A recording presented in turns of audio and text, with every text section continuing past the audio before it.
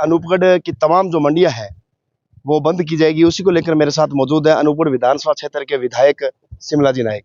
शिमला जी, क्या कुछ प्लानिंग है कल 17 तारीख को तमाम मंडियां जो है वो बंद करने का आह्वान है, क्या कुछ है इसमें? क्या रमेश जी, लगातार मैं जब से हमारा जो 9 जिले और 3 संभाग जो माननीय मुख्यमंत्री अशोक गहलोत की जो पूर्ववर्ती सरकार के द्वारा बनाए गए थे और अभी वर्तमान में भाजपा की सरकार ने इनको निरस्त किया और उसके अंदर एक अनूपगढ़ जिला भी हमारा जो शामिल था।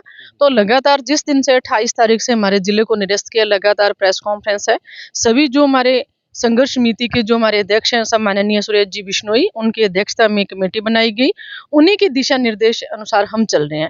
तो पूरी कमेटी को लेकर मैं 365 हेड रावड़ा, गढ़साना, अनूपगढ़, रामसिंहपुर जो मेरा विधानसभा क्षेत्र था, सभी जो व्यापारी हमारे भाई थे, जो व्यापार मंडल के अध्यक्ष थे, संयुक्त व्यापार मंडल के अध्यक्ष थे, चाहे यूनियन से, सबसे हमने संपर्क किया और सभी से हमने एक ही निवेदन किया कि अनूपगढ़ जिला जो हमारा थोड़ा इसको हमारी जनता को बहुत भारी नुकसान हुआ है। जो 10,000 करोड़ का इन्वेस्ट हमारे एरिया के अंदर होना था, जनता बड़ी आशा और उम्मीद लगा के बैठी थी कि हमारे बच्चों का भविष्य वो सुरक्षित होगा, मजबूत होगा, तो हमारे एरिया बहुत विकसित होगा। लेकिन जो भाजपा की सरकार ने राजनीतिक द्वेषता रखते हुए अनूपगढ़ जिला हमारा डिजर्व करते हुए इन्होंने लोगों ने निरस्त किया, उसकी हम निंदा करते हैं। उसी को लेकर जो हमारी जो जिला बचाओ संघर्ष समिति की तरफ से कॉल है कि 17 तारीख को जो पूरी विधानसभा का पूरा अनूपगढ़ जो हमारा जिला और मेरी विधानसभा उसमें अनूपगढ़ है, उसके अंदर की मंडियां बंद रखी जाएगी। तो सबसे व्यक्तिगत संपर्क भी किया है, टेम्पो लगा के प्रचार और प्रसार भी किया जा रहा है और सभी अनूपगढ़ वासियों से, चाहे वो किसान है, चाहे व्यापारी है, चाहे मजदूर है, चाहे व्यापार मंडल है, चाहे सामाजिक संस्था है, चाहे आम जन है, सभी से मैं आपके चैनल के माध्यम से एक अपील करना चाहती हूँ कि आप लोग अपने बच्चों के भविष्य के लिए एक दिन मंडियों को बंद रख के जिला बचाओ संघर्ष समिति को समर्थन दो।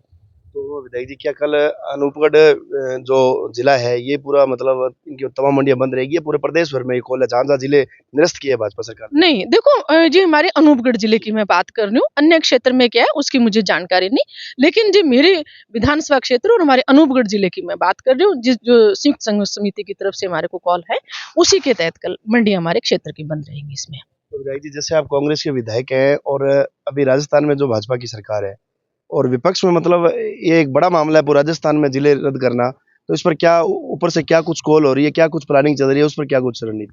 देखो, प्लानिंग है, आज विपक्ष है वो तो पुरजोर तरीके से हर जगह विरोध कर रहे हैं। हम लोग जहां हमारे 9 जिले निरस्त किए हैं, 3 संभाग किए हैं, वहां आप लोग भी देख रहे हो किस तरह से धरने हैं, प्रदर्शन है, कई जगह विधानसभा घेरने का प्रोग्राम है। तो अलग अलग क्षेत्र की अलग अलग समस्याएं, अलग अलग परिस्थितियां, अलग अलग वहां की कंडीशंस हैं, तो वो उसी के हिसाब से अपना विरोध प्रदर्शन कर रहे हैं।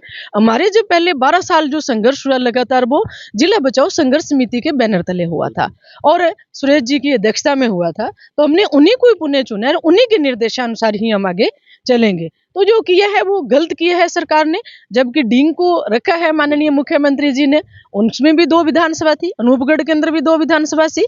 आपने कोई क्षेत्र कम ज्यादा था, चाहे आप पंचायत समिति बनाओ, चाहे आप नगर पालिका बनाओ, चाहे लोकसभा, चाहे विधानसभा, कोई सरकार करती तो उसको रिव्यू उन्होंने जैसे कमेटी बनाई, तो उसमें सरकार ने क्या रिव्यू किया?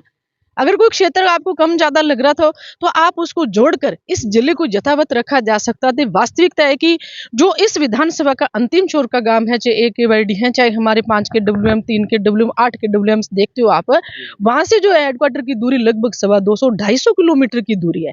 तो जनता को बहुत भारी नुकसान है। रमेश जी, मैं लगातार फील्ड में हूँ जब से जिला हमारा टूटा है, निरस्त किया गया है।